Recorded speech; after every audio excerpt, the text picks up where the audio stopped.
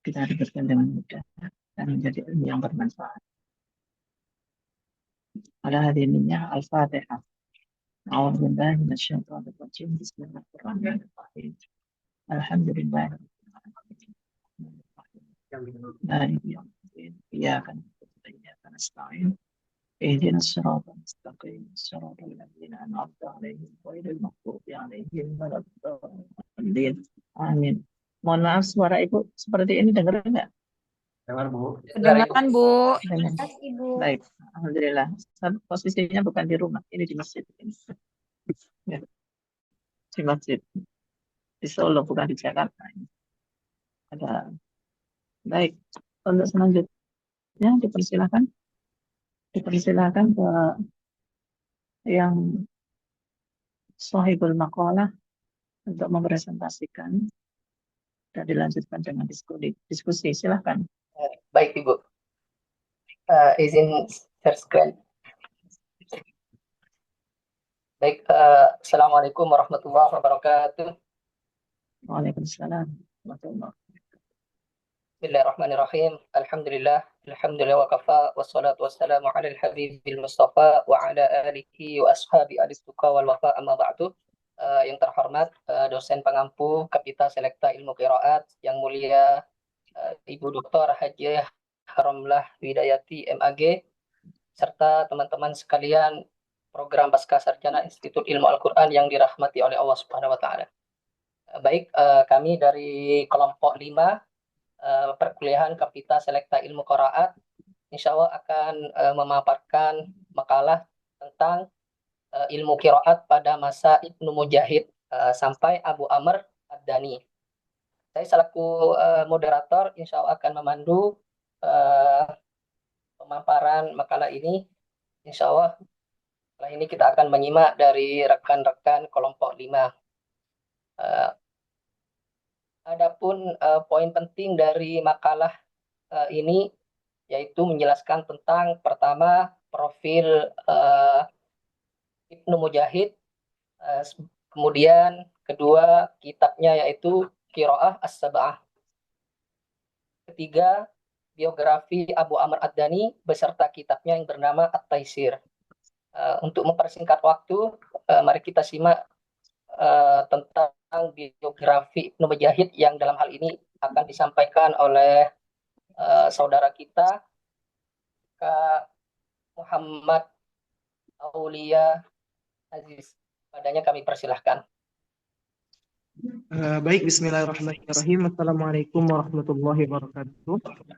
Waalaikumsalam warahmatullahi wabarakatuh. Terima kasih banyak moderator Akhi Syekhud Darawi atas waktunya. Baik, kami akan menjelaskan tentang biografi Ibnu Mujahid. Abu Bakar Ahmad bin Musa bin Al-Abbas bin Mujahid Al-Baghdadi adalah nama lengkap beliau, namun lebih dikenal dengan panggilan Ibnu Mujahid. Panggilan tersebut dinisbatkan kepada kakek ketiganya, yaitu Mujahid.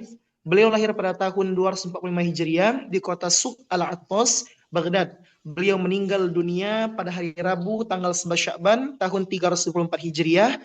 Karenanya kadang beliau dipanggil dengan Al-Atashi. Ibnu Mujahid merupakan guru besar dalam bidang ilmu qiraat Al-Quran yang menjadi rujukan masyarakat dan pemimpin para qari pada masanya. Keragaman qiraat Al-Quran sudah ada sejak Al-Quran diturunkan. Rasulullah SAW sudah menyampaikan keragaman qiraat Al-Quran tersebut kepada sahabat, meskipun tidak semua sahabat mendapatkannya secara utuh dan menyeluruh. Terdapat 50 buah lebih hadis Nabi Muhammad SAW yang menegaskan bahwa Al-Quran diturunkan dengan beragam bacaan. Ketika membahas tentang qiraat Al-Quran, maka kurang sempurna jika tidak diiringi dengan membahas sosok Ibnu Mujahid. Beliau adalah seorang ulama yang berperan penting dalam merapikan dan merampingkan jumlah imam qiraat Al-Quran agar mudah diketahui dan dihafalkan oleh masyarakat yang hendak belajar qiraat Al-Quran. Pemilihan 7 imam qiraat Al-Quran ini di antara ratusan imam merupakan gagasan baru dalam metode pengajaran qiraat Al-Quran. Hasil penelitiannya ini tertuang dalam kitab As-Sab'ah fil Qiraat yang merupakan kitab primer bagi penggiat qiraat Al-Quran. Bahkan hampir semua kitab yang mengkaji qiraat Sab'ah pada saat ini merujuk pada kitab tersebut. Ibnu Mujahid berkata, Di antara para ahli Al-Quran, ada yang tahu tentang seluk-beluk i'rab, qiraat, bahasa, mengerti tentang arti dari masing-masing kalimat, tahu tentang qiraat yang syadz, mampu memberikan penilaian kepada riwayat-riwayat. Inilah imam yang patut didatangi oleh para penghafal Al-Quran pada setiap negeri kaum muslimin. Kemunculan imam 7 yang dilakukan oleh Ibnu Mujahid merupakan ijtihad beliau pribadi berdasarkan penilaian beliau terhadap imam-imam terpilih tersebut dari aspek individu imam tersebut dan dari aspek materi qiraatnya. Adapun qiraat sab'ah adalah bagian dari ahruf as-sab'ah. Pengaruh manhaj Ibnu Mujahid terhadap penulisan ilmu qiraat. Dalam kitabnya Ibnu Mujahid menyebutkan bahwa 7 orang ahli qiraat yang ia cantumkan di dalam kitabnya memiliki qiraat yang berbeda dengan qiraat para tabi'in. Sedangkan para ulama lainnya bersepakat terhadap qiraat imam yang 7 tersebut. Dengan statementnya ini, Ibnu Mujahid seakan-akan mencari legalisasi atau pembenaran bagi dirinya karena ia hanya memilih 7 qiraat dari 7 imam tersebut. Lebih lanjut lagi, Ibnu Mujahid mengomentari 7 orang imam ini berasal dari Hijaz, Irak, dan Syam. Mereka ini memiliki qiraat yang berbeda dengan qiraat tabi'in. Sedangkan sebagian besar ulama dari kota-kota tersebut maupun daerah-daerah yang ada di sekitarnya bersepakat atas qiraat mereka. Terkecuali seseorang yang mengambil bacaan yang syadz, yang diriwayatkan secara sendiri dari ulama terdahulu, maka bacaan ini tidak masuk ke dalam bacaan yang disepakati oleh jumhur. Maka tidak wajar bagi orang yang memiliki ilmu pengetahuan untuk menyimpang dari qiraat para salaf yang sesuai dengan bahasa Arab atau menyimpang dari qiraat yang disepakati oleh para jumhur ulama. Statement Ibnu Mujahid ini menimbulkan gambaran kepada kita bahwa Ibnu Mujahid seolah-olah menganggap 7 bacaan dari 7 qiraat yang ia kumpulkan dalam kitabnya sebagai qiraat yang disepakati oleh jumhur. Sedangkan qiraat selain dari 7 imam tersebut dianggap qiraat yang tidak disepakati. Mereka juga menjelaskan bahwa dialek 7 qiraat yang ada dalam kitab Ibnu Mujahid juga terdapat qiraat lain yang benar dan diakui. Pilihan Ibnu Mujahid terhadap 7 qiraat dari 7 imam ini menimbulkan kontroversi dan keraguan pada sebagian orang. Mereka menganggap bahwa 7 qiraat yang ada dalam kitab Ibnu Mujahid tersebut memiliki hubungan dengan 7 huruf yang terdapat dalam hadis Nabi. Dari kontroversi yang muncul ini, banyak para ulama ahli qiraat mengarang kitab yang isinya menjelaskan perbedaan antara 7 qiraat yang terdapat dalam kitab Ibnu Mujahid dengan 7 huruf yang ada dalam hadis Nabi. Dalam hal ini, ada ulama yang menyalahkan Ibnu Mujahid karena kitabnya yang menimbulkan kontroversi dalam masyarakat, dan di antara mereka ada ulama yang memakluminya dan menjelaskan bahwa Ibnu Mujahid pada dasarnya tidak memasukkan 7 qiraat tersebut ke dalam makna 7 huruf yang ada dalam hadis Nabi. Bukan sebatas itu saja, bahkan para ulama menulis kitab dalam ilmu qiraat yang memasukkan qiraat selain 7 imam tadi. Di antara mereka ada yang menulis 7 qiraat seperti yang dilakukan oleh Ibnu Mujahid, ada juga 6 qiraat, 8 qiraat, dan 10 qiraat. Semua itu bertujuan untuk menghilangkan keraguan masyarakat terhadap 7 qiraat terhadap hubungannya dengan 7 huruf yang ada dalam hadis Nabi Muhammad SAW. Dari penjelasan di atas, tampak bahwa kitab karangan Ibnu Mujahid dalam ilmu qiraat ini telah mampu mendorong dan menyegarkan semangat para ulama ahli qiraat dalam mengarang kitab-kitab tentang qiraat, baik yang bertujuan untuk memperbaiki apa yang telah ditulis oleh Ibnu Mujahid dan kitabnya, maupun yang bertujuan untuk menolak, mengkritik, atau menjelaskan alasan bacaannya, baik dari sisi bahasa, i'rab, dan maknanya. Baik, untuk penjelasan selanjutnya, kami kembalikan kepada moderator. Baik, terima kasih banyak kepada Kak Muhammad Auli Aziz yang telah menyampaikan pemaparan terkait biografi atau profil seorang ahli qiraat yaitu Ibnu Mujahid. Selanjutnya kita akan menyimak tentang kitab atau karya Ibnu Mujahid yang bernama Kitab As-Sab'ah fi Al-Qiraat, yang dalam hal ini akan disampaikan oleh Syekh Ahmad Muhammad Kamali. Fadhil, Syekh. السلام عليكم ورحمة الله وبركاته. وعليكم السلام ورحمة الله وبركاته. حياكم الله تعالى. عفوا دكتور، عفوا أخي Syekh Darawi. Izinkan antum sampaikan presentasi ini di atas nama saya. Saya Silakan. masih sakit, Allahul musta'an, qadarullah. Ayo, Ustaz. شفاك الله شفاك جلسة الله. Oh, yashfik. amin amin amin wa iyyakum ya rabbal alamin. Jadi minta antum yang presentasi di atas nama saya. Jazakumullah khairan. Amin wa iyyakum ya Syekh. Baik, Barakallahu fikum. karena saudara kita sedang lagi kurang sehat, kita doakan semoga segera diberi kesembuhan dan kesehatan kembali. Amin wa Saya izinkan iyyakum. mewakili Syekh Ahmad Kamali untuk menyampaikan terkait tentang kitab As-Sab'ah fi Al-Qiraat karya Ibnu Mujahid. Sebagaimana barusan telah kita mengenal bahwa Ibnu Mujahid merupakan tokoh utama dalam penyusunan ilmu qiraat dengan memfokuskan hanya pada 7 bacaan imam saja. Kehadirannya adalah penanda berhentinya tabaqah ulama qiraat sebelumnya dengan ulama berikutnya. Hal ini disebut demikian karena Ibnu Mujahid menjadi pentatwin ilmu qiraat yang berbeda dengan ilmu qiraat sebelumnya. Sebelum memasuki pembahasan tentang bagaimana sistematika penulisan dan metode Ibnu Mujahid dalam menyusun kitabnya, kita hanya mengetahui 2 perkara penting dalam penyusunan kitab As-Sab'ah. Pertama, motivasi dan yang mendorong Ibnu Mujahid untuk memilih hanya 7 qiraat dalam kitabnya. Makki bin Abi Thalib Al-Qaisi, pemilik Al-Ibanah, menjelaskan bahwa periwayatan Imam Qurra pada abad kedua Hijriah dan ketiga sangat banyak dan banyak ditemukan riwayat-riwayat yang ikhtilaf atau berbeda. Maka kemudian hal ini yang menjadi latar belakang Ibnu Mujahid untuk meringkas di dalam riwayat qiraat sehingga akan mudah untuk dihafal. Abu Syamah juga menambahkan bahwa para qurra qiraat kemudian meluas dan tersebar ke negeri-negeri seluruh dunia. Dengan tersebut, meluasnya qiraat akan muncullah al-muqtasir atau peringkas riwayat qiraat disebabkan karena banyaknya perbedaan riwayat yang terus berkembang. Bahkan bercampurnya yang benar dan yang salah sehingga banyak ulama yang berkonsentrasi pada penyusunan riwayat qiraat 7 macam qiraat. Fenomena dan keadaan yang ada yang disebutkan dalam riwayat telah memberi penjelasan kepada kita bahwa semakin banyaknya qurra, kemudian banyaknya juga perbedaan-perbedaan dalam wajhul qiraat, serta munculnya kasus bercampur antara riwayat yang mutawatir dan syadz, menjadikan penting penyusunan sebuah kitab yang khusus berfokus pada imam qurra yang 7.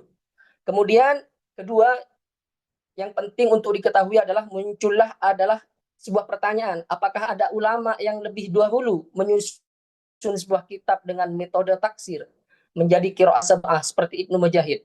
Makki bin Abi Thalib mengungkapkan bahwa ulama pertama kali meringkas dalam qiraat menjadi qiraat sab'ah adalah Abu Bakar bin Mujahid. Pendapat ini juga dikuatkan oleh beberapa tokoh seperti Ali bin Muhammad Asy-Syaf'i, Abu Syamah, Ibnu Taimiyah, dan Ibnu Al-Jazari. Kita memasuki sekarang sistematika kitab As-Sab'ah karya Ibnu Mujahid, yaitu dengan metode menghimpun qiraat dari 7 bacaan imam. Itu tidak dibuat dengan tanpa adanya al-mabna atau bangunan yang mendalam dan kokoh. Al-Imam Ibnu Mujahid dalam menentukan qiraat yang ia himpun secara garis besar didasarkan pada 2 penilaian utama, yaitu pertama, penilaian dan penelitian yang berkaitan dengan syahsiyah al-qari atau kepribadian qari serta aspek keilmuannya. Kemudian kedua, penilaian dan penelitian yang berkaitan dengan qiraah al-qari. Pada poin yang pertama, Ibnu Mujahid meletakkan 4 dasar dalam penelitian syahsiyah al-qari. Di antaranya adalah hendaknya seorang ahli qiraat imam yang didahulukan di zamannya dan menjadikan pusat penyebaran riwayat qiraat. Kedua, hendaknya sangat menguasai atas qiraahnya dan mazhab qiraahnya. Ketiga, orang yang mengikuti dan berpegang dalam bacaannya. Adapun yang terakhir, keempat, hendaknya seorang qari adalah orang yang memiliki pengetahuan yang baik dalam bahasa Arab. Penelitian kedua tentang qiraah yang diriwayatkan oleh qari, yakni bahwa hendaknya qari adalah menjadi pusat berkumpulnya para pengkaji qiraat kepadanya di negerinya. Dan syarat lainnya adalah hendaknya qari memiliki bacaan qiraat yang sesuai dengan khat yang terdapat di dalam mushaf al-Utsmaniyah. Para imam yang dikenal dari kalangan para qurra di berbagai penjuru wilayah dan dipilih oleh Ibnu Mujahid dalam kitab As-Sab'ahnya sebagai berikut, yaitu ada 7. Pertama, Imam Nafi' yang berasal dari Madinah. Kemudian kedua, Ibnu Katsir dari Makkah. Ketiga, Abu Amr al-Basri, dilahirkan di kota Makkah juga pada tahun 68 Hijriah. Kemudian Ibnu Amir Asy-Syami yang lahir pada 8 Hijriah di negeri Syam. Kemudian Asim bin Abi An-Najd Al-Kufi, ia mengambil qiraat kepada Zar bin Hubayth. Kemudian Hamzah bin Habib atau nama lengkapnya Hamzah bin Habib bin Umarah bin Ismail Al-Kufi At-Taimi, dilahirkan pada 80 Hijriah. Kemudian terakhir Al-Kisai, atau yang sering kita kenal nama lengkapnya Ali bin Hamzah bin Abdullah Al-Asdi Al-Kisai, yaitu pembesar Qori berasal dari Kufah. Sekarang kedua memasuki karakteristik kitab As-Sab'ah. Sebagai tokoh yang pertama memproklamirkan qiraat 7, Ibnu Mujahid mengawal pembahasan dalam bukunya dengan pengenalan terhadap para perawi qiraah lengkap dengan nasab masing-masing perawi. Juga menjelaskan tuntutan sanad-sanad mereka yang sampai kepada Rasulullah. Kemudian memaparkan argumentasi atas dasar apa pemilihan para perawi tersebut. Pengenalan terhadap para perawi ini dipaparkan dengan sangat gemblang sebanyak 48 halaman, mulai dari halaman 53 hingga akhir 101. Dalam kitab As-Sab'ah ini, perawi qiraat yang pertama kali disebut adalah Imam Nafi'. Hal ini sangatlah wajar dan dapat dimaklumi mengingat Ibnu Mujahid lebih banyak mengenal riwayat Nafi' dibanding riwayat lainnya. Sebagaimana sanad keilmuan qiraat yang ia dapat dan ia setorkan kepada gurunya Abdurrahman Ibnu Abdus sebanyak 20 khataman lebih. Juga runtutan sanad yang bersambung langsung kepada Rasulullah Shallallahu Alaihi Wasallam juga melalui riwayat Imam Nafi'. Di dalam buku As-Sab'ah ini disebutkan bahwasannya jika seluruh imam qiraat 7 bersepakat pada satu bacaan dan tidak terjadi perbedaan di dalamnya, maka menggunakan sebutan lafaz ittafaqu alayya sebagai perwakilan. Dan bila dapat perbedaan bacaan di dalamnya, baru ia akan menjelaskan perbedaan tersebut dengan ada 7 macam qiraat itu berbeda-beda. Pada pembahasan pertama langsung mengarah kepada surah Al-Fatihah. Ibnu Mujahid menjelaskan dengan sangat detail dan rinci setiap bagian yang terdapat perbedaan di dalamnya beserta hujah atau landasan hukum masing-masing perawi. Seperti kita akan bacaan pada ayat keempat surah Al-Fatihah Maliki Yaumiddin dengan menetapkan atau mengadakannya. Ibnu Mujahid menjelaskan bahwa Asim dan Ali membaca lafaz Malikiyah adalah dengan alif, sedangkan imam-imam yang lainnya membacanya dengan tanpa alif. Hujjah argumen bahwa pembacaan lafaz Maliki dengan alif adalah dengan membandingkan kata Maliki dalam Quran surat Ali Imran ayat 26. Dengan hujjah membaca pendek adalah dengan melihat redaksi lafaz Maliki pada surat An-Nas, Malikin Nas.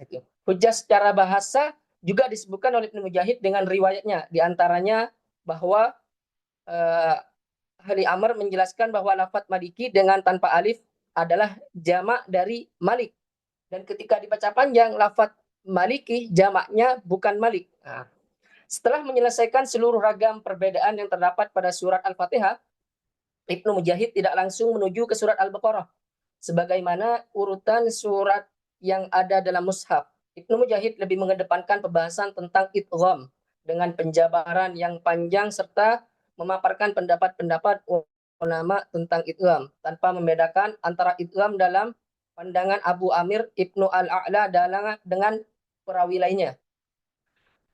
Pembahasan berikutnya mengarah kepada apa yang disebut sebagai farsul ahruf. Adapun metode ini adalah metode yang dianut oleh Ibnu Mahran dalam 2 kitabnya, yakni Al-Ghayah fil Qiraat Al-Ashrah dan Al-Mabhus fil Qiraat Al-Ashrah. Disebutkan pula bahwa Ali Ibnu Amr Ad-Durqurtani adalah yang pertama kali membuka pembagian bab kaidah usul sebelum farsul huruf, dan pun mengamini pembagian itu. Sedangkan kaidah usul yang digunakan oleh Ibnu Mujahid berkisar antara hukum mim jamak, hukum ha kinayah, idgham, hamzah, mat dan qasr, imalah, hukum nun mati dan tanwin dan lain-lain. Setelah menyelesaikan pembahasan tentang idgham, Ibnu Mujahid melanjutkan pembahasan berikutnya sesuai dengan urutan surat yang ada pada pada mushaf Al-Qur'an, mulai dari surat Al-Baqarah hingga surat An-Nas. Jika memiliki pada pemaparan Ibnu Mujahid dalam kitabnya, dapat disimpulkan bahwa sistematika yang digunakan dalam penulisan tergolong mudah dipahami dan tidak menyulitkan. Karena yang telah disebutkan sebelumnya, Ibnu Mujahid selalu menjelaskan dengan cermat dan detail apa yang ia tulis. Baik, demikian itu tentang karakteristik atau metode kitab As-Sab'ah yang ditulis oleh Ibnu Mujahid. Selanjutnya kita akan mengenal biografi Abu Amr Ad-Dani setelah masa Ibnu Mujahid, yang dalam hal ini akan disampaikan oleh saudari kita Fitri Saragi. Kepada beliau kami persilahkan. Terima kasih kepada moderator. Baiklah, saya akan memaparkan materi terkait biografi Abu Amr Ad-Dani. Yang pertama, nasab Abu Amr Ad-Dani. Abu Amr Ad-Dani, nama lengkapnya ialah Utsman bin Said bin Utsman bin Amr Abu Amr Ad-Dani. Sebutan Ad-Dani yang melekat pada dirinya merupakan nisbat kepada tanah kelahirannya, yaitu sebuah kota kecil di Andalusia, Spanyol bagian selatan, bernama Al-Daniyah, di bawah kekhalifahan Daulah Umayyah di Cordoba saat ini atau sekitar tahun 371 sampai 444 Hijriah atau tahun 981 sampai 1053 Masehi. Selain terkenal dengan sebutan Ad-Dani, menurut Az-Zahabi, beliau juga lebih dikenal pada masa itu dengan sebutan Ibnu As-Sayrofi, sedangkan pada masa sekarang lebih masyhur dengan Ad-Dani. Namanya selalu dikait-kaitkan dengan ilmu qiraat sebagaimana ikatan antara Imam Syibawai dengan ilmu nahwu serta ikatan antara Imam Bukhari dengan ilmu hadis. Ibnu Al-Jazari dalam Tabaqah Al-Qurra-nya menjelaskan bahwasannya Al-Dani termasuk seorang yang terkemuka dan menjadi rujukan para qori dan perawi qiraat.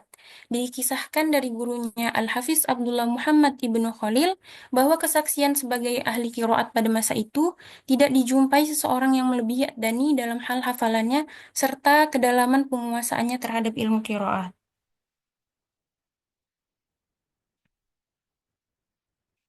Imam Ad-Dani hidup pada masa abad ke-4 sampai 5 Hijriah, sekitar seperempat abad akhir sampai masuk abad ke-5, di mana pada saat itu masa bergejolaknya dan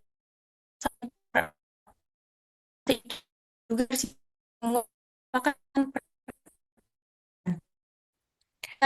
semuanya mulai tahun 386 Hijriah dan menjelajah ke daerah timur atau semenanjung Arab dan sekitarnya pada tahun 397 Hijriah, hingga memutuskan untuk tinggal di Mesir selama 1 tahun. Kemudian pada tahun 399 Hijriah, beliau menunaikan ibadah haji ke Mekah. Selama rentang waktu beberapa tahun berada di daerah timur, beliau memaksimalkan dengan berguru dan mengambil sanad keilmuan kepada para ulama. Ad-Dani pun kembali ke Andalus pasca menunaikan ibadah haji. Beliau tercatat tinggal selama kurun waktu 45 tahun di Andalus dan menjadi imam qiraah di sana. Ad-Dani wafat pada hari Senin pertengahan bulan Syawal tahun 444 Hijriah dan dikebumikan di Daniyah. Lautan manusia tampak tatkala proses dikebumikannya Al-Dani menggambarkan betapa kehilangan seorang ulama besar. Secara fikih, beliau bermazhab Maliki, sebagaimana kebanyakan ulama Andalusia pada saat itu.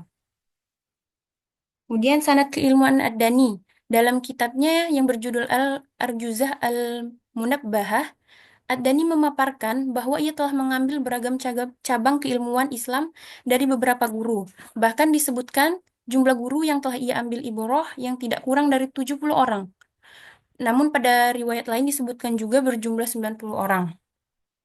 Di antara guru Abu Amr Ad-Dani yang paling masyhur di kalangan masyarakat Andalusia, yakni Abu Marwan Ubaidillah ibnu Salamah dan Muhammad Yusuf Al-Qurtubi, atau yang dikenal dengan An-Najjad.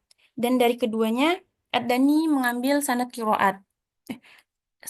Dari keduanya, Ad-Dani mengambil sanad riwayat Nafi. Kemudian dari Ibnu Salah, ia mengambil riwayat Ibnu. Namun kedua gurunya itu tidak termaktub dalam Al-Arjuzahnya. Sedangkan guru tertua beliau adalah Abul Muslim Muhammad bin Ahmad bin Al-Khatib.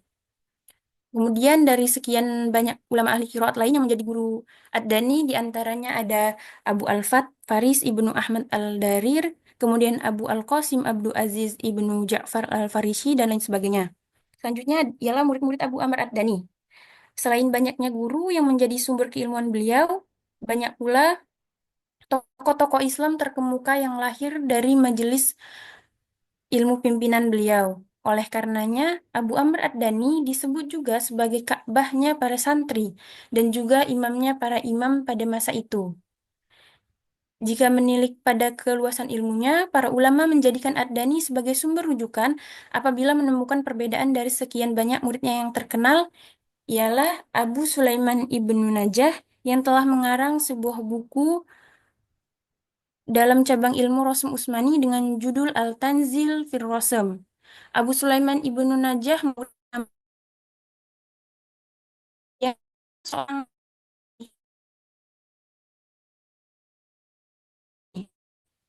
Kemudian selanjutnya ada karya-karya Abu Amr Ad-Dani. Az-Zahabi menyebutkan bahwa kitab yang ditulis oleh Abu Amr Ad-Dani antaranya yaitu yang pertama ada Jami Al-Bayan fi Asri, kemudian ada At-Taisir, selanjutnya ada Al-Iqtisad fi As-Suh'i, kemudian ada Ijaz Al-Bayan fi Qiraat Warash, kemudian ada Al-Talqis, kemudian ada Al-Mughni fi Al-Rasm, dan lain-lain sebagainya. Sekian pemaparan materi dari saya. Selanjutnya saya kembalikan kepada moderator.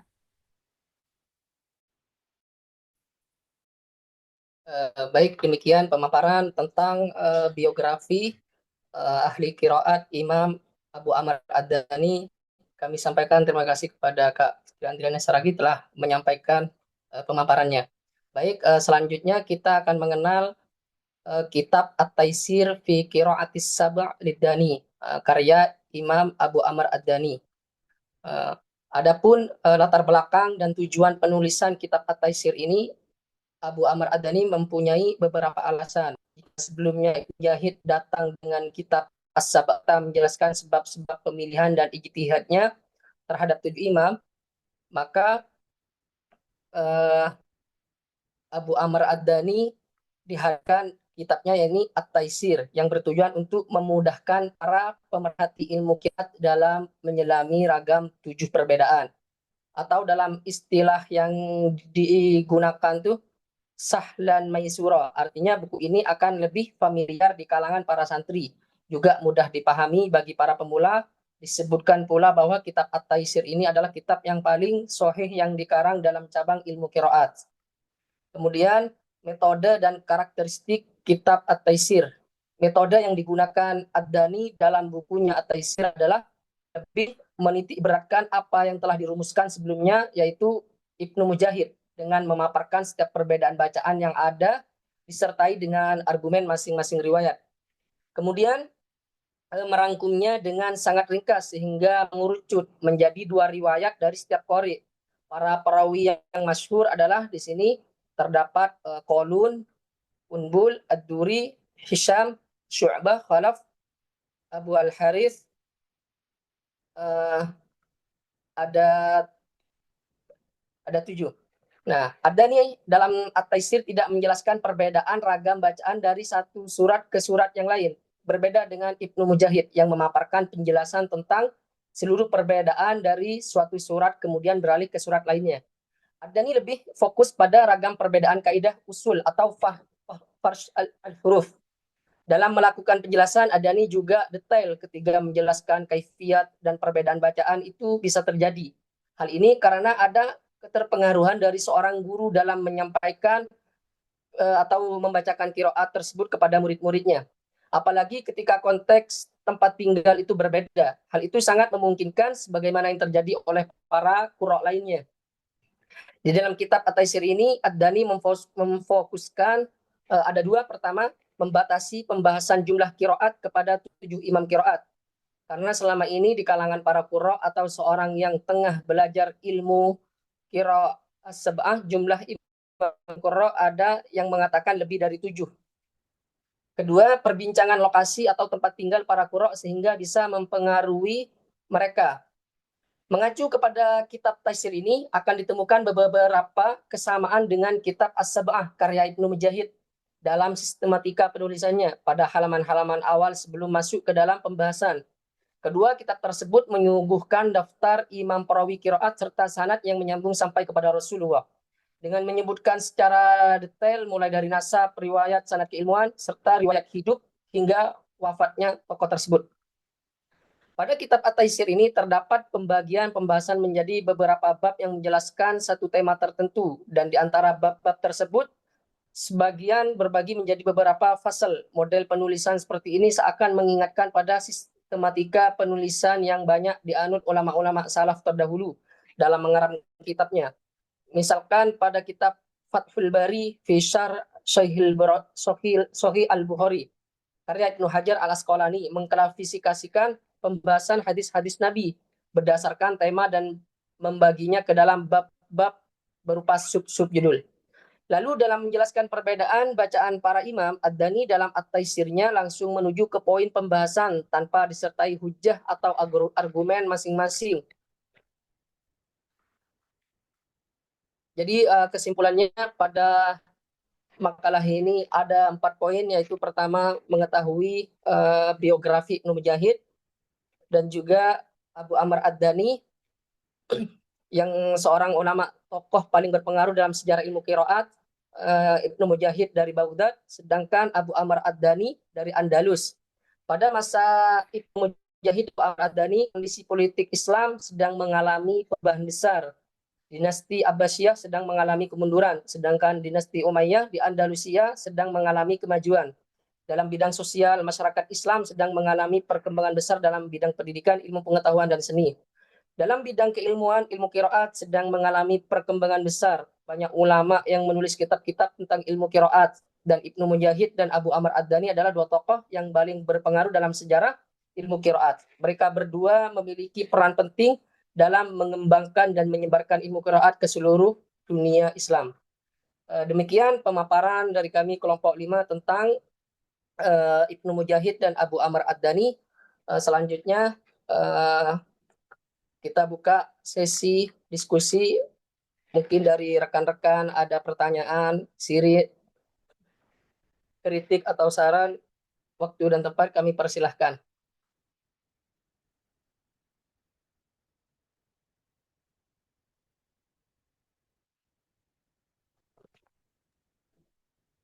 Silahkan.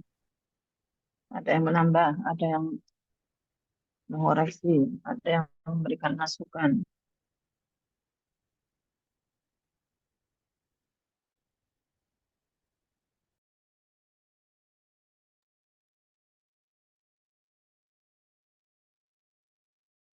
Kalau dari rekan-rekan ingin menambahkan tentang ilmu Quran pada masa Ibnu Mujahid, kami persilahkan.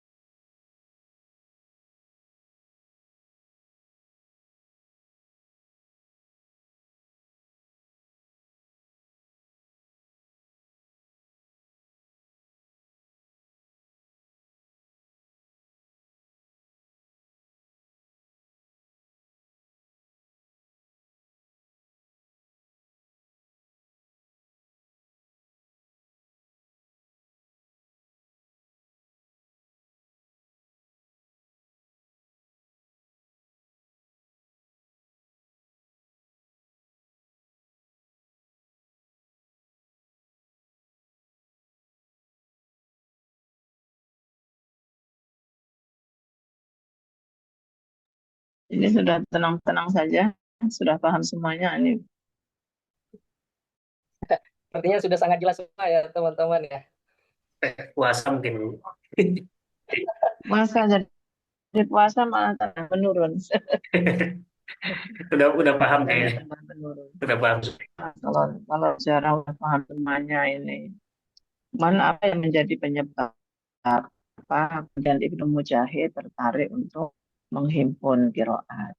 Sekalipun tadi sudah disampaikan bahwasanya Ibnu Mujahid sebagai seorang pakar dalam bidang tersebut. Selain daripada itu juga beliau punya power ya, punya power sebagai qadhi di salah satu eh, apa di wilayah Daulah Bani Abbasiyah di Baghdad menjadi seorang qadhi. Ini yang perlu menjadi catatan. Kenapa kemudian tertarik untuk menghimpun Qiraatus Sabah. Kemudian eh, pengaruh apakah kalau tadi disampaikan ada pro dan kontra. Pro dan kontranya masyarakat pada saat itu mengidentikan qiraat sab'ah dengan sab'atu ahruf. Yang mana sab'atu ahruf itu adalah ragam bacaan, segi ragam bacaan adalah hadis Nabi, istilah itu. Tapi kenapa? Apakah ada kesamaan? Beliau itu memilih hanya 7 saja. Apakah punya alasan? Nah, itu yang menjadi fokus pertanyaan kita. Kemudian, tapi ternyata dari ide yang disampaikan Ibnu Mujahid, kan itu kan pada masa itu ada kiroat yang mana bacaan itu ada yang syadzah, ada juga bacaan itu ada yang mutawatir, masih campur aduk ya. Dengan apa yang dilakukan oleh Ibnu Mujahid. Ibnu Mujahid kira-kira rujukannya ya ketika memilih 7 kemudian dengan perawi-perawinya, apakah di dalam kitab tersebut perawinya itu hanya sudah terpilih masing-masing ada 2. Nah ini coba bisa nggak dipaparkan itu, dijelaskan.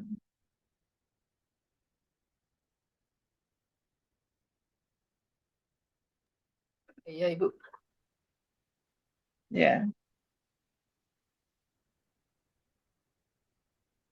silakan Pak Syekhud.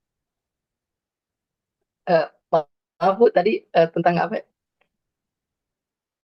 Apa alasan dan kenapa Ibnu Mujahid kemudian tertarik untuk membatasi qiraat hanya sab'ah saja?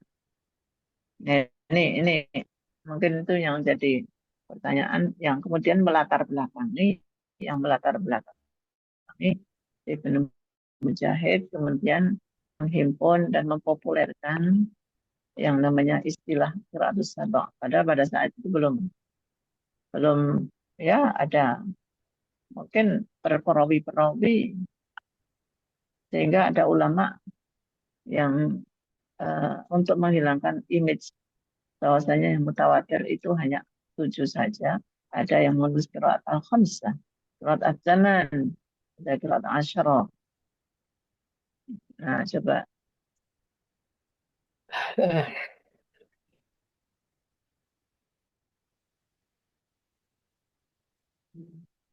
Jadi mungkin ada sebagian ulama setelah pasca Ibnu Mujahid untuk membantah kontroversi yang dicetuskan oleh Ibnu Mujahid bahwa qiraat sab'ah itu hanya 7.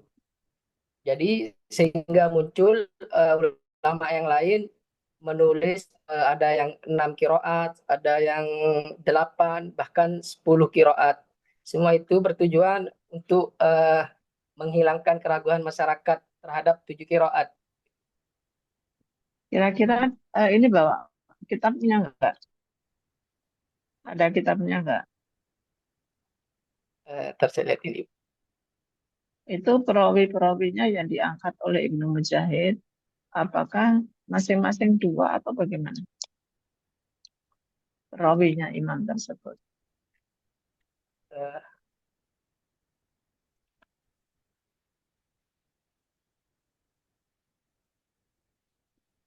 Kalau alasan bertujuan untuk menghilangkan keraguan masyarakat awam terhadap 7 qiraat, yang hubungannya dengan 7 huruf dalam hadis Nabi itu di kitab ini Bu, Al-Burhan Hmm. di Ulumil Quran Az-Zarkashi. Ya, oke. Jadi gini, pada saat itu minat umat Islam sudah mulai menurun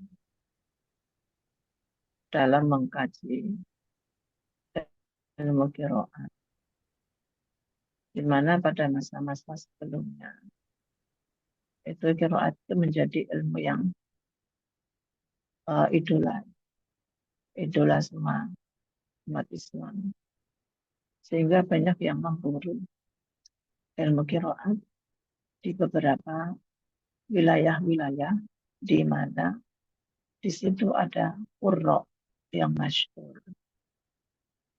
Nah, qurra yang masyhur itu tidak terlepas dari tempat di mana mushaf Utsmani itu dikirim. Tempat mushaf Utsmani dikirim ada di Madinah sendiri, di Makkah, Basra, Syam, dan Kufah. Mereka memburu itu. Sehingga dari beberapa qurra itu saling mencari, saling belajar. Dari murid-muridnya, kalau orang yang sudah masyhur, itu duduk udah nggak ada waktu. Tetapi murid-muridnya ini di halaqah. Mungkin yang juga tadi saya disebut ada yang selain daripada ketika memilih nama-nama tersebut, ada syakhsiyahnya. Syakhsiyah itu pun juga merujuk pada apa yang dilakukan oleh para muhaddisin, ulama-ulama ahli hadis, ketika beliau-beliau itu melakukan penelusuran terhadap riwayat-riwayat. Bahkan termasuk rijalul hadisnya juga diteliti. Ini itu saling bersinggungan ya. Apa yang dilakukan oleh tokoh-tokoh ulama-ulama seperti Ibnu Rujak dan juga tokoh-tokoh pada saat itu lainnya terkait dalam penilaian terhadap kredibilitas siapa yang layak untuk dijadikan imam, yang diangkat sebagai a'immatul qurra itu siapa. Itu juga tidak terlepas dari pengaruh pada saat itu, di mana muhaddisin itu melakukan pencarian, penelusuran terhadap kesahihan dan kemutawatiran qiraat itu sendiri. Apa persyaratannya? Ada syakhsiyahnya. Kalau hadis kan lebih rumit lagi, matannya. Bagaimana cara mendapatkannya? Kalau qiraat tentu saja lebih ketat daripada itu. Kalau hadis bisa saja cuma sina'i saja. Sampai itu Rasulullah SAW yaqulu atau akhbarona, ya kan, memberi kabar. Tapi qiraat ini harus talaqi. Kalau qiraat talaqi, tidak cukup akhbarona saja. Talaqi seorang murid kepada guru membaca bahkan untuk berkali-kali hatam. Coba nanti bisa dilihat syakhsiyahnya imam. Imam saja dulu. Imam yang diangkat oleh Ibnu Mujahid dalam sebagai a'immatul qurra semua. Bagaimana syakhsiyahnya. Jadi Ibnu Mujahid berangkat dari keinginan untuk menelusuri riwayat di mana mushaf Utsmani itu dikirim ke beberapa wilayah. Pencariannya itu. Kemudian mendatangi, carilah ke masing-masing wilayah itu untuk menelusuri siapa, qiraat siapa yang paling masyhur di sana. Kemudian tidak hanya di situ, dicari bagaimana penilaian ulama-ulama pada masanya terhadap qiraat tersebut. Jadi riwayat lagi kan riwayat. Kalau hidup pada masa itu, misalnya Imam Malik, nah, padahal Ibnu Jarir kan sudah kurunnya berapa? Kurun di bawahnya, nggak ketemu. Tapi dari apa yang dikatakan oleh Imam Malik misalnya pada masanya. Saat itu Imam Malik sebagai imam di Madinah. Apa pendapatnya Imam Malik? Kata Imam Malik, tidak ada bacaan yang paling masyhur, sangat sahih itu yang paling diminati oleh umat Islam selain bacaan Nafi. Nah, itu. Kemudian terkait penilaian imam di bawahnya lagi dari imam madhab ya yang tokoh-tokoh itu. Tidak hanya imam madhab saja, imam madhab juga punya penilaian itu dirangkum semua pendapat-pendapatnya. Imam Ahmad bin Hanbal, bagaimana pendapatnya tentang qiraatnya Imam Nafi, tentang qiraatnya Imam Asim, semua di data itu, di data penilaian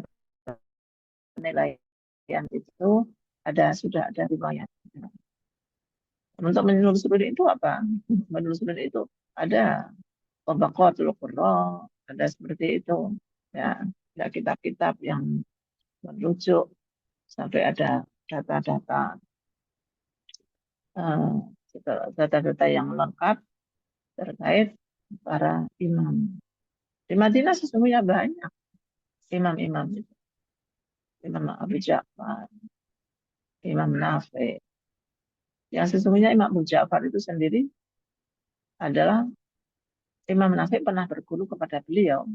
Tapi kenapa yang diangkat Imam Nafi? Ya, karena ini lagi-lagi tidak terlepas daripada syakhsiyahnya tokoh tersebut dan bagaimana penilaian para ulama-ulama khususnya yang hidup pada masanya.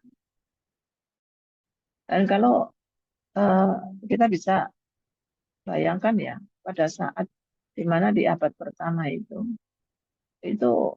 wilayah-wilayah di mana mushaf Al-Quran itu sangat menjadi tempat untuk berburu qiraat. Sehingga para tokoh-tokoh yang ahli itu menyelenggarakan halaqah di masing-masing tempat. Menjadi beberapa lembaga ya. Kalau sekarang kan sudah belum menjadi lembaga yang permanen. Itu halaqah-halaqah. Apakah itu di masjid, apakah di tempat kediamannya. Orang pada ingin belajar. Yang belajar dari mancanegara. Bisa kita lihat riwayatnya.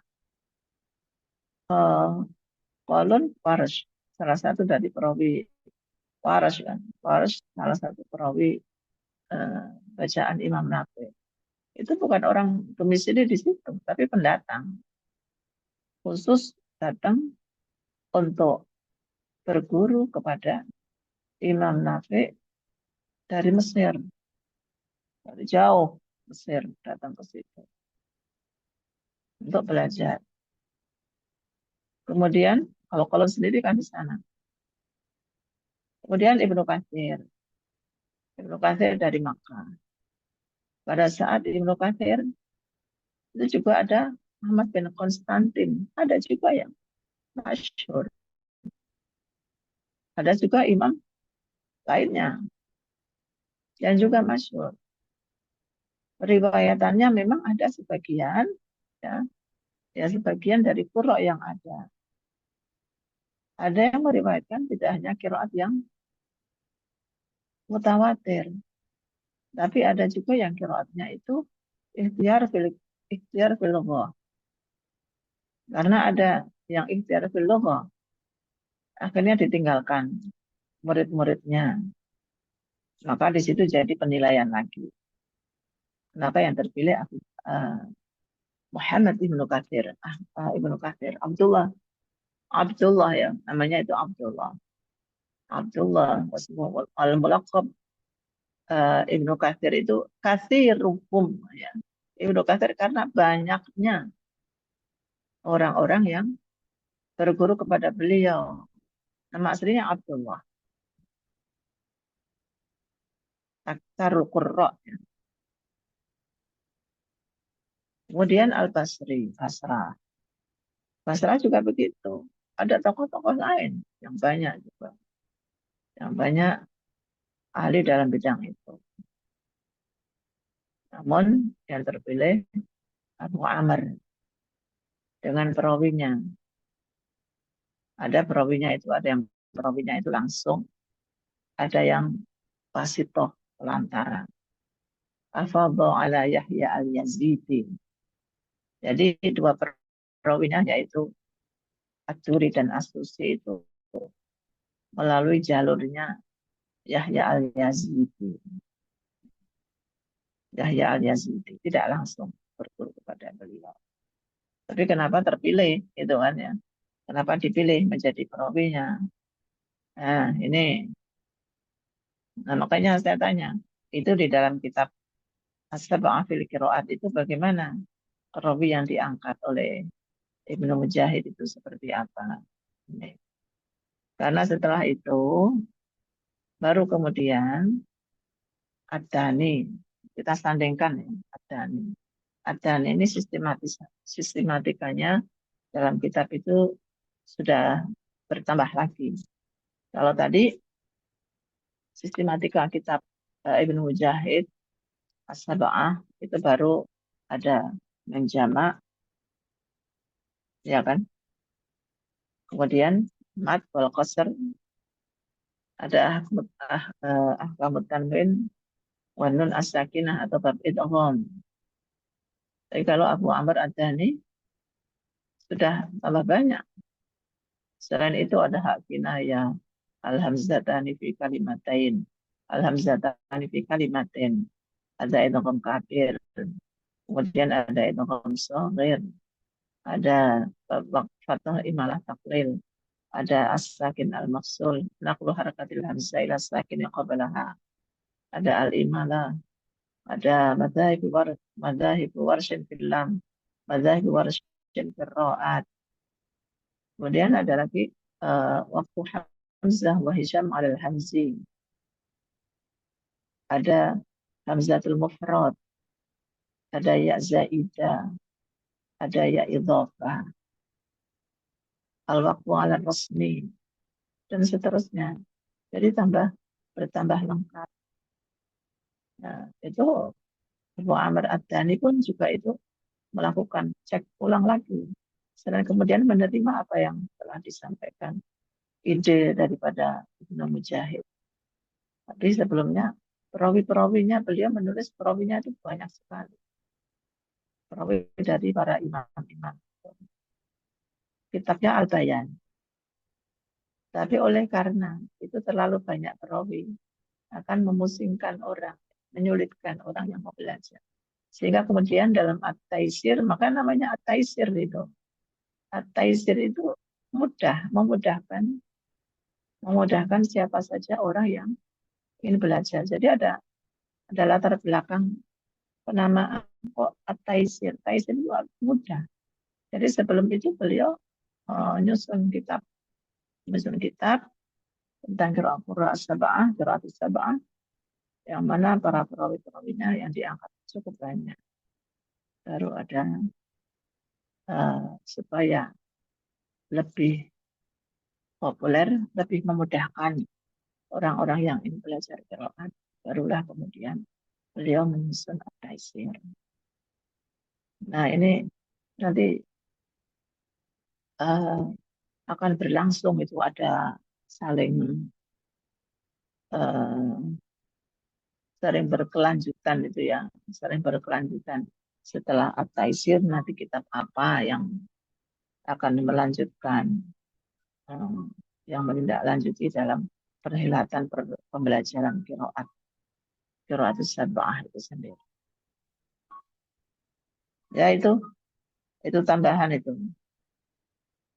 saja. Nah, ini tokoh-tokoh yang diangkat tadi itu dari a'imah kemudian ke perawi, masing-masing hanya dipilih 2 orang perawi.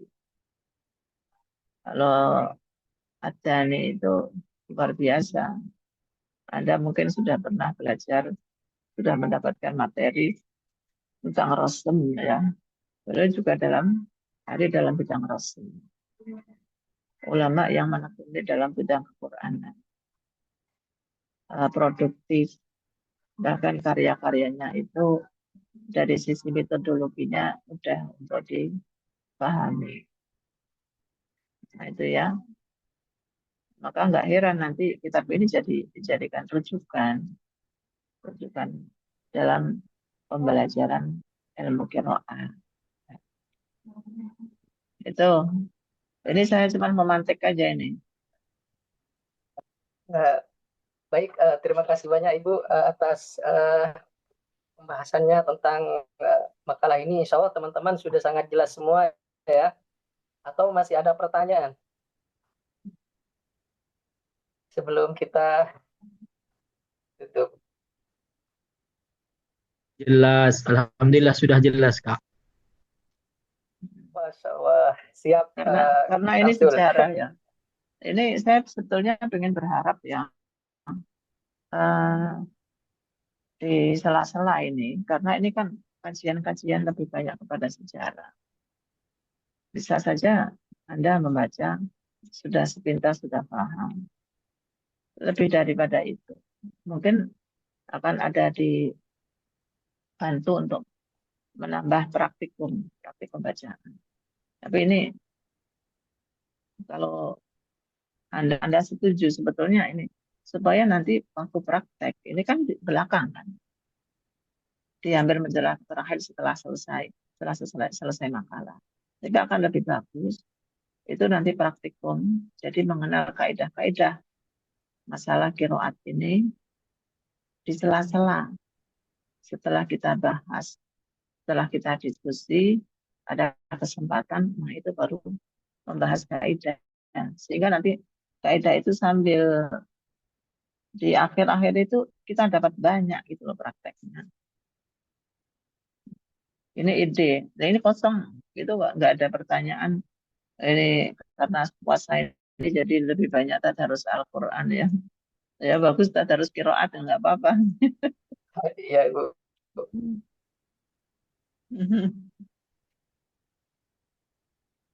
Baik itu. Nggak ada, sudah jelas semuanya ini.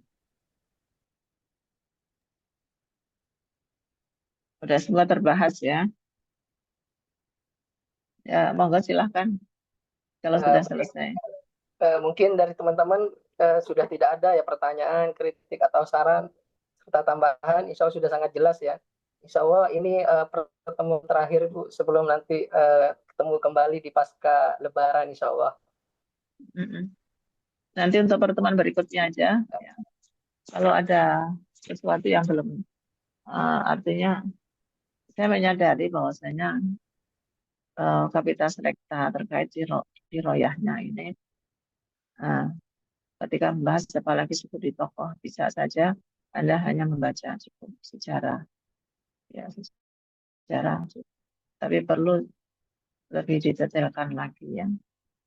Kemudian di sela-sela nanti bisa ditambah dengan teori, yaitu kaidah-kaidah bacaan. Kita batasi sab'ah saja dulu. Kalau sab'ah belum mampu, ya nanti kita apakah ifrat ya per imam atau per perawi. Itu paling tidak kita sudah mulai mendiskusikan tapi itu bacaan.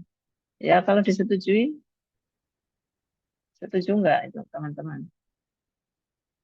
Kadang-kadang ada yang mahasiswa, kapan kita prakteknya mengenal bacaannya? Kalau sekarang ini kan sudah tahu, oh yang jadi rujukan bacaan siapa ini? Yang jadi rujukan a'immahnya itu siapa-siapa? Imam-imamnya yang dipilih oleh Ibnu Mujahid, firasatah itu seperti apa? Bacaannya seperti apa? Gitu. Mudah-mudahan.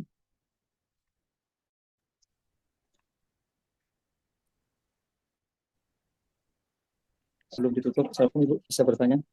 Sebentar. Waalaikumsalam warahmatullahi. Iya, Ibu, makasih. Kalau di aplikasi itu kan ada panduan bacaan tilawah sesuai dengan masing-masing riwayat atau imamnya, kan. Apakah itu bisa mewakili Ya, jadi rujukan untuk sebagai talaki dengan ya memang talaki dengan guru langsung gitu kan. Tapi dengan aplikasi ini yang dibaca oleh Syekh ini kan insya Allah tidak diragukan lagi oleh kapasitasnya. Bagaimana Ibu? Jadi untuk misalkan kita ada talaki. iya mewakili talaki atau setidaknya itu bisa menjadi rujukan ketika kita mau baca surat ini dalam Imam Waras atau yang kolon itu apakah itu bisa direkomendasikan itu? Bisa, Tapi bisa saja menggunakan aplikasi. Kemudian ada contoh bacaan. Cuman lagi-lagi aplikasi itu kan tidak bisa 100% kemudian kita itu kebenarannya itu harus dicek lagi ya. Ada ada bukti apa tertulisnya. Kalau terjadi kerusakan, nah itu loh. Kalau terjadi kerusakan ini yang gawat kan pada saat itu. Ya kita misalnya kita nggak meragukan yang terkait dengan siapa ini suaranya siapa. Oh suaranya Syekh. Saya yang juga sudah masuk. Tapi yang namanya sebagus-bagusnya aplikasi itu kan juga perlu dicek kebenaran atau gangguannya, maksudnya gangguan alatnya itu loh, gangguan alatnya. Maka perlu juga kita melihat ada tulisan tertulis. Oke, tertulis kadang-kadang kalau di mushaf itu misalnya tanda bulat warna apa? Biru. Ada yang jajaran ginjal. Ada ya, biasanya ada warna-warna ya, warna-warna. Ya ini kalau tidak ada aplikasinya, tidak ada suaranya, ya itu perlu apalagi itu perlu ditalakikan dulu dengan orang yang ahli gitu ya, yang mengerti. Saya taruhlah bacaan, oh ini kok tafkhim itu ya, ada tarkek. Nah ini kan ada kaidahnya, kita tahu. Jadi tidak cukup, boleh itu sebagai salah satu sarana, tapi kaidahnya itu perlu kita tahu. Kaidahnya perlu kita tahu. Karena di samping ada kaidah yang sudah paten, itu pun aja masih mustathnayat, ya, masih mustathnayat. Ada taruhlah Ustaz membaca as-salat dan kemudian walamu. Nah, ini tahu nggak itu dasarnya, dalilnya apa dan kapan ketika lafal lam itu dibaca tahlil. Nah, ini penting untuk tahu. Nah, ini yang kemudian yang penting untuk kita pelajari. Tapi boleh, sekali lagi, boleh untuk praktek dengan itu. Tetapi penting kita tahu faedahnya. Supaya nggak keterusan. Ketemu yang lain, yang mirip-mirip. Nah, kemudian ditanglitkan. Atau imalah, banyak imalah itu. Kapan dibaca imalah? Tapi ternyata ada lafal tertentu yang mestinya tidak dibaca imalah, tapi dibaca imalah. Maka perlu tahu kaidahnya. Nah itulah yang kemudian disebut sebagai kaidah qiraatus sab'ah. Itu Pak Arwani, Pak Akhwani. Tetap ada orang yang memandu ya, Pak Akhwani, Ustaz.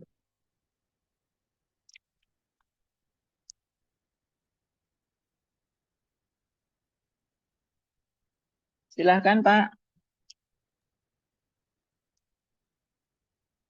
Ustadz lain. Ustazah.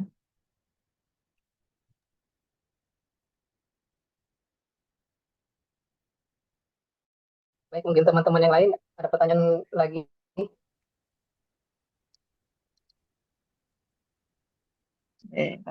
Kalau udah Ya, enggak apa-apa. kasih Bu Dokter. Iya. Ada kaidahnya nanti ya Ustadz ya. Ya, iya. Tahu, jadi ilmu nanti. Ilmu yang bisa kita ketahui membaca di sini, nanti berlaku di mana aja. Soalnya ada yang berlaku di sini, tidak berlaku di tempat lain. Ada kaidah usuliyah, ada farsyul huruf. Baik. Ya kalau udah cukup nggak apa-apa. Baik, insya Allah teman-teman sudah jelas semuanya ya. Mungkin sisa waktu 15 menit lagi.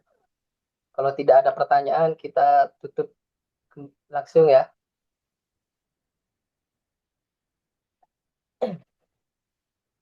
Baik, kita tutup pemaparan makalah sore hari ini dengan bersama-sama membaca Alhamdulillah. Alhamdulillah. Alhamdulillahirrahmanirrahim. Naqra kafaratul majlis. Subhanakallahumma wa bihamdika asyhadu an la ilaha illa anta astaghfiruka wa atubu ilaik. Saya selaku moderator dari kelompok 5. Kurang lebihnya mohon maaf atas kesalahan. Insya Allah nanti bertemu kembali setelah Lebaran ya insya Allah. Saya undur diri. Assalamualaikum warahmatullahi wabarakatuh. Waalaikumsalam warahmatullahi wabarakatuh. Syukran, Kak.